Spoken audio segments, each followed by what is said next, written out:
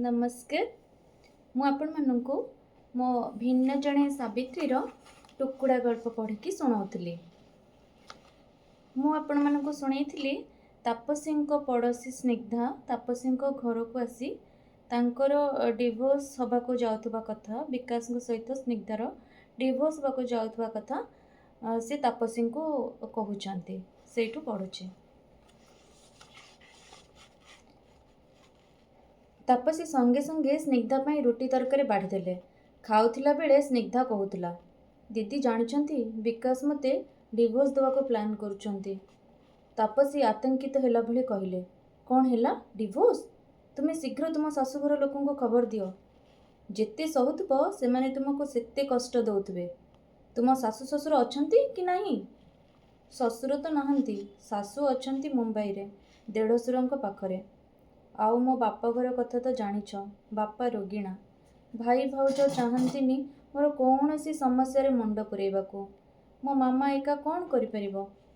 ताहले तुमे कौन करिबो भाबुछ? जहा भी हे जाओ विकास को मो डिवोर्स देबेनी। सेमती छटपट हेउथुबो किंतु कीर्ति को बाहाई परिबनी। दीदी से मते कहूची घर छाड़ी दबा पई। ए घर कौन एका तार? तथापि दीदी मोर एठी रहिबाकू इच्छा नहीं। मु एठू चली जीवी भाबुची। चली जीव? कुआडे जीव? ना ना तुमे जाओ नहीं। तुमे चली गले से माने भाबिबे रास्तारू कंटा उठीगला। सेमानकु बहुत स्वाधीनता मिल जीव। मो कथा मान, जाओ नहीं।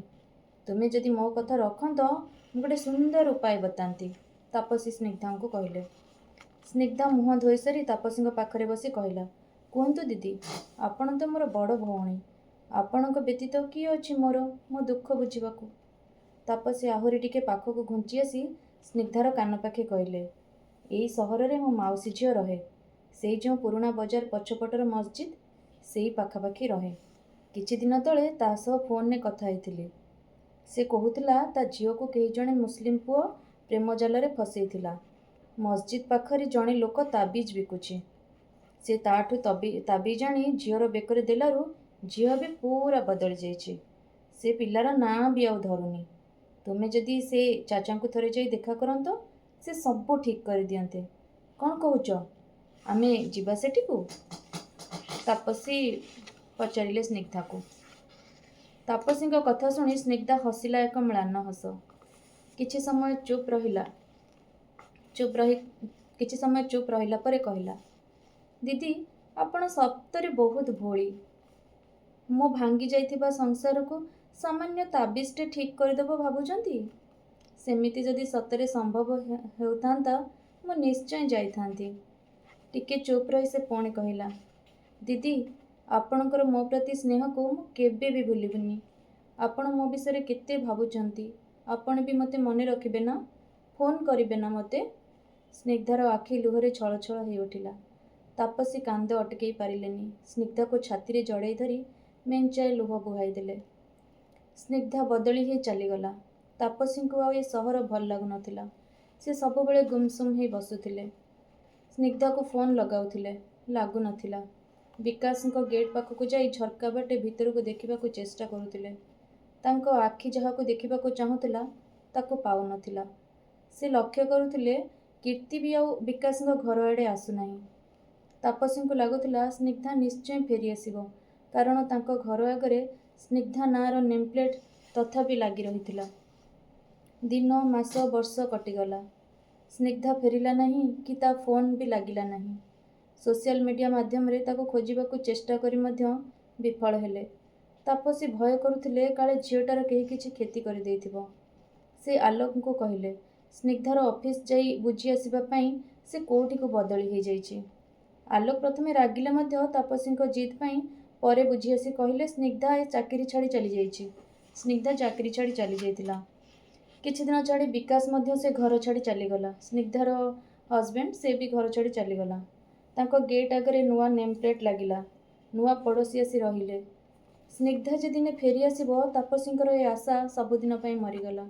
विकास जेतेबेले से घर छाड़ी चलीगले तापसी मनरू से आशा पूरा मरीगला जे स्निग्धा भी आउ दिने फेरी करी आसिबो। आलोकर पदोन्नति हैला। आउ एक बड़ सहर को, एक अचिन्हा सहर को बदली। तापसी मध्य एठू चली जाबाकू चाहूथिले। କାରଣ ସେ ଚାହିଁକରି ମଧ୍ୟ ସ୍ନିଗ୍ଧାକୁ ଭୁଲି ପାରୁନଥିଲେ। ନୂଆ ସହରଟି ଖୁବ୍ ସୁନ୍ଦର, ଚକଚକିଆ। ରାସ୍ତାଘାଟ ଖୁବ୍ ସଫା, ଧୂଳି ମାଟିର ଚିହ୍ନ ବର୍ଣ୍ଣ ନାହିଁ। କିନ୍ତୁ ସବୁ ରାସ୍ତା ଏକାଭଳି। ଚାଲି ଚାଲି ଗଲେ କୋଉ ରାସ୍ତା କୁଆଡ଼େ ଯାଇଛି ତାପସୀ ମନେ ରଖି ପାରନ୍ତିନି। ସେଥିପାଇଁ ଅଟୋ କିମ୍ବା ଟ୍ୟାକ୍ସିରେ ଯିବା ଆସିବା କରନ୍ତି। ଏଠି ବି ସେ ଆଗ ଭଳି ପ୍ରତି ସୋମବାର ମନ୍ଦିର ଯାଆନ୍ତି। ଆଲୋକ ତାଙ୍କୁ ମନ୍ଦିରରେ ଛାଡ଼ି ଆସନ୍ତି। ପୂଜା ସାରି ଫେରିଲା ବେଳେ କିନ୍ତୁ ତାପସୀଙ୍କୁ ଏକା ଏକା ଆସିବାକୁ ହୁଏ। ତାପସୀ ମନ୍ଦିରରୁ ଫେରୁଥିଲେ। ଫଳ ଦୋକାନ ପାଖରେ କାହାକୁ ଦେଖିଦେଲେ। ତାଙ୍କ ଆଶ୍ଚର୍ଯ୍ୟର ସୀମା ରହିଲା ନାହିଁ। ସ୍ନିଗ୍ଧା ସ୍ନିଗ୍ଧା ଡାକି ଡାକି ସେ ମହିଳା ଜଣକର ପାଖକୁ ଦୌଡ଼ିଗଲେ। ତାପସୀଙ୍କୁ ଦେଖି ସେ ମହିଳା ସେଠୁ ସାଙ୍ଗେ ସାଙ୍ଗେ ଚାଲିଗଲେ। ରାସ୍ତା ପାର ହେଇ ଆରପଟରେ ଆଉ ଗୋଟେ ସରୁଆ ରାସ୍ତା ଧରିଲେ। ଯାହାଙ୍କୁ ସେ ସ୍ନିଗ୍ଧା ସ୍ନିଗ୍ଧା ଡାକି ତାଙ୍କ ପାଖକୁ ଯିବାକୁ ଚେଷ୍ଟା କରୁଥିଲେ, ସେ ମହିଳା ଜୋରରେ ଦୌଡ଼ି ପଳେଇଲେ, ଜୋର ଜୋର ଚାଲି ପଳେଇଲେ। ତାପସୀ ତାଙ୍କ ପଛେ ପଛେ ଗୋଡ଼େଇ ଗୋଡ଼େଇ ଚାଲିଲେ। ମହିଳା ଜଣକ ପଛକୁ ନ ଦେଖି ଖୁବ୍ ଜୋରରେ ଚାଲିବାକୁ ଲାଗିଲେ ଓ ଆଗରେ ଗୋଟେ ଅଟୋ ଦେଖି ସେଇଥିରେ ବସି ପଡ଼ିଲେ। ତାପସୀ ନିରାଶ ହୋଇ ସେଠୁ ଫେରିଲେ। ସେତେବେଳକୁ ସେ ଦୌଡ଼ି ଦୌଡ଼ି ଝାଳରେ ପୁରା ଓଦା ହେଇସାରିଥାନ୍ତି। ରାସ୍ତାର ଗୋଟେ କଡ଼କୁ ଆସି ରୁମାଲରେ ମୁହଁ ପୋଛିଲେ। ଦେଖିଲେ ସେ ମନ୍ଦିର ପାଖରୁ ବହୁତ ଦୂରକୁ ଚାଲି ଆସିଛନ୍ତି। ତରବରରେ ଟଙ୍କା, ପର୍ସ ଓ ମୋବାଇଲଟା ବି ଫଳ ଦୋକାନରେ ଛାଡ଼ି ଆସିଛନ୍ତି। ସେ ଚାଲି ଆସିଲା ବେଳେ ସେ ଫଳ ଦୋକାନ ପାଖରେ ତାଙ୍କ ଟଙ୍କା, ପର୍ସ ଆଉ ମୋବାଇଲଟା ବି ରଖି ଆସିଛନ୍ତି। ହାତରେ କେବଳ ଭୋଗ, ଜରି ଓ ରୁମାଲ। ତାପସୀଙ୍କ ମୁଣ୍ଡ କାମ କଲା ନାହିଁ। ପାଖରେ ଟଙ୍କା ନାହିଁ, ମୋବାଇଲ ବି ନାହିଁ। କ'ଣ କରିବେ ଏବେ? ମୋବାଇଲ କ'ଣ ଆଉ ଥିବ? ଟଙ୍କା ବି ନାହିଁ ଅଟୋରେ ବସି ଦୋକାନ ପାଖକୁ ଯିବାକୁ। ଖରାରେ ତାଙ୍କ ମୁଣ୍ଡ ଝାଇଁ ଝାଇଁ ହେଲାଣି। ପୂର୍ବଦିନ କ'ଣ ଗୋଟେ ବ୍ରତ ରଖି ଉପବାସରେ ଥିଲେ। ଆଜି ସକାଳୁ ବି କିଛି ଖାଇନାହାନ୍ତି। ତାଙ୍କ ମୁଣ୍ଡ ଖୁବ୍ ଜୋରରେ ଘୂରେଇ ଦେଲା। ସେ ସେଇ ରାସ୍ତା ଉପରେ କଚାଡ଼ି ପଡ଼ିଗଲେ। ଆଖି ଖୋଲିଲା ବେଳକୁ ସେ ଗୋଟେ ବିୟୁଟି ପାର୍ଲର ଭିତରେ ଗୋଟେ ଝିଅର କୋଳରେ ଶୋଇଛନ୍ତି। ସେ ଯେତେବେଳେ ବେହୋସ ହେଇକି ପଡ଼ିଗଲେ, ତାପରେ ଆଖି ଖୋଲିଲା ବେଳକୁ ଗୋଟେ ବିୟୁଟି ପାର୍ଲରରେ ଅଛନ୍ତି। ତାପସୀ ଭୟ ପାଇ ଚିତ୍କାର କରି ଉଠିଲେ, ମୁଁ ଏଠି କେମିତି? ତୁମେମାନେ ମୋତେ ଏଠିକୁ କାହିଁକି ଆଣିଛ? ଝିଅଟି ଭିତରୁ ହସି ହସି କହିଲା, ଆଉ କ'ଣ ଆପଣଙ୍କୁ ସେଇ ରାସ୍ତାରେ ପକେଇ ଦେଇଥାନ୍ତି ନା କ'ଣ? ଭୟ କରନ୍ତୁନି, ଏଇଟା ମୋ ସାଙ୍ଗର ପାର୍ଲର। ଝିଅଟିକୁ ଏଠି ଦେଖି ତାପସୀ ଆଶ୍ଚର୍ଯ୍ୟ ହେଲେ। ତାଙ୍କ ପାଟିରୁ ଆପେ ଆପେ ବାହାରି ପଡ଼ିଲା, କୀର୍ତ୍ତି, ତୁମେ ଏଇଠି? ଝିଅଟି ହସିଲା ଓ କହିଲା, ଯାହା ହେଉ ମୋତେ ଚିହ୍ନି ପାରିଲେ। ଆପଣ ଏଠି କେମିତି? ତାପସୀ ଥଙ୍ଗ ଥଙ୍ଗ ହୋଇ କହିଲେ, ବଦଳି, ପାଣି ଗ୍ଲାସ ଦିଅ ପିଇବି। କୀର୍ତ୍ତି ନିଜ ବ୍ୟାଗରୁ ଜୁସ୍ ବାହାର କରି ଦେଲା। ତାପସୀ ପିଇ ସାରି ତାଙ୍କ ସହ ଘଟିଥିବା ସବୁ ଘଟଣା କୀର୍ତ୍ତିକୁ ଜଣାଇଲେ। କୀର୍ତ୍ତି ତାପସୀଙ୍କ ଆଡ଼କୁ ହାତ ବଢ଼େଇ କହିଲା, ଉଠନ୍ତୁ, ଚାଲନ୍ତୁ ମନ୍ଦିର ପାଖକୁ ଯିବା। ଆପଣଙ୍କ ମୋବାଇଲ ଆଉ ପର୍ସ ହୁଏତ ମିଳିଯାଇପାରେ। ନ ମିଳିଲେ ସେଇ ପାଖରେ ମୋ ଘର ହେଇକି ଥାନାରେ ଯାଇ ଏଫଆଇଆରଟେ ଦେଇଦେବା। ମୋ ମୋବାଇଲରୁ ଆପଣ ଆପଣଙ୍କ ହଜବେଣ୍ଡଙ୍କ ସହ କଥା ହେବେ ଯଦି ନିଅନ୍ତୁ, କଥା ହେଇଯାଆନ୍ତୁ। ସେ ତା ମୋବାଇଲ ଦେଲା କଥା ହେବା ପାଇଁ। ତାପସୀଙ୍କ ହଜବେଣ୍ଡଙ୍କ ସହିତ ତାପସୀଙ୍କୁ ମୋବାଇଲ ଦେଲା ଆଉ କହିଲା, ଚାଲନ୍ତୁ ଆମେ ସେଇ ଫଳ ଦୋକାନ ପାଖକୁ ଯିବା। ତାପସୀ ମୁଣ୍ଡ ହଲେଇ ମନା କଲେ ଓ କହିଲେ, ନା, ଏବେ ସେ ଅଫିସରେ ଥିବେ। ଆଉ ମୋବାଇଲ ନ ମିଳିଲେ ଥାଉ, ତମ ମୋବାଇଲ ତମେ ରଖ, ମୋ ମୋବାଇଲ ମିଳିଲେ ମୁଁ ତାଙ୍କୁ ଜଣେଇବି। କୀର୍ତ୍ତି ସହ ତାପସୀ ମନ୍ଦିର ପାଖକୁ ଗଲେ। ଫଳ ଦୋକାନୀ ଜଣେ ସଚ୍ଚୋଟ ମଣିଷ ଥିଲା। ସେ ତାପସୀଙ୍କ ମୋବାଇଲ ଓ ପର୍ସ ରଖିଥିଲା। ତାପସୀଙ୍କୁ କହିଲା, ମ୍ୟାଡାମ, ସାର୍ ଫୋନ୍ କରିଥିଲେ, କହିଥିଲେ ଆପଣ ମୋବାଇଲ ନେବାକୁ ଆସିଲେ ତାଙ୍କୁ କଲ୍ କରି ଜଣେଇବା ପାଇଁ। ତାପସୀ କଲ୍ ଲଗେଇ ଆଲୋକଙ୍କଠାରୁ ଗାଳି ଶୁଣିଲା ପରେ କୀର୍ତ୍ତି ଆଡ଼କୁ ଦେଖିଲେ। କୀର୍ତ୍ତି ହସୁଥିଲା ସେହି ଆଗ ଭଳି ମନଖୋଲା ହସ। ଆଜି କୀର୍ତ୍ତି ପାଇଁ ତାପସୀଙ୍କ ହୃଦୟରେ ରାଗ ନୁହେଁ, ଶ୍ରଦ୍ଧା ଓ କୃତଜ୍ଞତା ଭରି ଯାଉଥିଲା। ସେ ତା ଗାଲରେ ହାତ ମାରି ନିଜର ସ୍ନେହ ପ୍ରକଟ କଲେ ଓ ବିଦାୟ ନେବାକୁ ଚାହିଁଲେ। କୀର୍ତ୍ତି କହିଲା, ଆପଣ ଏକା ଯାଇପାରିବେ? ହଁ, ମୁଁ ସବୁ ସୋମବାର ଏକା ଯାଏ। କ'ଣ ଘରେ ସାର୍ ଆଉ ପୁଅ ଅଛନ୍ତି କି? ନା, କେହି ନାହାନ୍ତି। 4ଟା ପୂର୍ବରୁ କେହି ଫେରିବେ ନାହିଁ। ତାହେଲେ ଚାଲନ୍ତୁ ମୋ ଘର ଆଡ଼େ, ଏଇ ପାଖରେ ମୁଁ ରହେ। ମୁଁ ଏବେ ମ୍ୟାଟର୍ନିଟି ଲିଭ୍ରେ ଘରେ ଅଛି। ଚାଲନ୍ତୁ ମୋ ଘରେ ଟିକେ ବସିବେ, ଦେହ ପୁରା ଭଲ ଲାଗିଲେ ଚାଲିଯିବେ। ମ୍ୟାଟର୍ନିଟି ଲିଭ୍ କଥା ଶୁଣି ତାପସୀ କୀର୍ତ୍ତିକୁ ଭଲ କରି ଦେଖିଲେ। ସେତେବେଳେ ଯାଏଁ ସେ ତାକୁ ଭଲ ଭାବେ ଦେଖିନଥିଲେ। କୀର୍ତ୍ତିର ପେଟ ବେଶୀ ନହେଲେ ବି ଟିକେ ବଡ଼ ଦେଖାଯାଉଛି। ଗାଲ ଫୁଲିଲା ଫୁଲିଲା ଦିଶୁଛି ଓ ମୁହଁରେ ଅପୂର୍ବ କାନ୍ତି ଉକୁଟି ଉଠିଛି। କୀର୍ତ୍ତିର ଛୋଟିଆ ଅଥଚ ସୁନ୍ଦର ସୁସଜ୍ଜିତ ଘରର ବୈଠକ ଘର ସୋଫା ଉପରେ ବସୁ ବସୁ ତାପସୀ କହି ପକାଇଲେ, ତୁମ ବିକାଶ ବାବୁ କୁଆଡ଼େ ଗଲେ? କୀର୍ତ୍ତି ହସି ହସି କହିଲା, ମୋ ବିକାଶ ବାବୁ? ସେ କେତେବେଳେ ମୋର ହେଲେ? ଆଚ୍ଛା, ତୁମେ ତାହେଲେ ବିକାଶକୁ ବାହା ହେଇନ। କାହାକୁ ବାହା ହେଇଛ? ତୁମ ମିଷ୍ଟର କ'ଣ କରନ୍ତି? କୀର୍ତ୍ତି ପୁଣି ହସି ହସି କହିଲା, ନା, ମୁଁ ବିକାଶକୁ ବାହା ହେଇନି। ଆପଣ ବସନ୍ତୁ ଆଗ। ମୁଁ ଆପଣଙ୍କ ପାଇଁ କିଛି ଫ୍ରୁଟ୍ସ ନେଇ ଆସେ। ମୁଁ ଆଜି ସକାଳେ ଅଣ୍ଡା ଖାଇଥିଲି। ମୋ ହାତରୁ ଫ୍ରୁଟ୍ସ ଖାଇବେ ତ? ତାପସୀ ହସିଲେ ଓ କହିଲେ, କୋଉ ପୁରୁଣା କଥାକୁ ଧରି ବସିଛ ତମେ? ତାପସୀଙ୍କ ମନରେ ଅନେକ ପ୍ରଶ୍ନ ଖେଳି ବୁଲୁଥିଲା। ସେ ସ୍ନିଗ୍ଧା ବିଷୟରେ କୀର୍ତ୍ତିକୁ ପଚାରିଲେ, କୀର୍ତ୍ତି ତୁମର ଯଦି ବିକାଶଙ୍କୁ ବାହା ହେବାର ନଥିଲା, କାହିଁକି ସେ ସ୍ୱାମୀ ସ୍ତ୍ରୀଙ୍କ ଭିତରେ ଅଶାନ୍ତି ସୃଷ୍ଟି କରୁଥିଲ? ଦେଖ, ତୁମେ ମୋ କଥାକୁ ଭୁଲ ବୁଝିବନି। କାହାର ହାତଗଢ଼ା ବସାକୁ ଭାଙ୍ଗି ନିଜର ସ୍ୱାର୍ଥ ହାସଲ କରିବା ଆଦୌ ଭଲ କଥା ନୁହେଁ। କୀର୍ତ୍ତି ଏଥର ହୋ ହୋ ହେଇ ହସି ଉଠିଲା ଓ କହିଲା, ହାତଗଢ଼ା ବସା କୋଉ ଚଢ଼େଇର ବସା? ସ୍ନିଗ୍ଧା ଓ ବିକାଶଙ୍କର? ସ୍ନିଗ୍ଧା ନିଜେ ସେ ବସା ଭାଙ୍ଗି ଉଡ଼ିଯିବାକୁ ଚାହୁଁଥିଲା। ମୁଁ ତ ସେଠିକି ଯାଉଥିଲି କେବଳ ମୋ ଭାଇର ସଂସାରରୁ ସେ ଘର ଭାଙ୍ଗି ସ୍ନିଗ୍ଧାକୁ ଦୂର କରିବା ପାଇଁ। ତୁମ ଭାଇର ସଂସାର? ବିକାଶ ତୁମ ଭାଇ? ନା, ଏବେ ସ୍ନିଗ୍ଧା ଯାହା ପାଖରେ ଅଛି ସେ ମୋ ଭାଇ। ମାନେ? ମୋ ଭାଇ ଓ ସ୍ନିଗ୍ଧା କଲେଜ ସମୟରୁ ପରସ୍ପରକୁ ଭଲ ପାଉଥିଲେ। ସେମାନଙ୍କର ବାହାଘର ତାରିଖ ବି ସ୍ଥିର ହୋଇଯାଇଥିଲା। ବିକାଶ ମୋ ଭାଇର ସାଙ୍ଗ। ବିକାଶ ଦିଲ୍ଲୀରେ ରହୁଥିଲା। ସେ ଓଡ଼ିଶା ଆସିଥିଲା ଭାଇ ଓ ସ୍ନିଗ୍ଧାଙ୍କ ମ୍ୟାରେଜ୍ ଆଟେଣ୍ଡ କରିବାକୁ, କିନ୍ତୁ ନିଜେ ସ୍ନିଗ୍ଧାକୁ ବାହା ହେଇ ଓଡ଼ିଶାରେ ଚାକିରି କରି ରହିଗଲା। ଭାଇକୁ ଆମେ ବାହା କରେଇଦେଲୁ।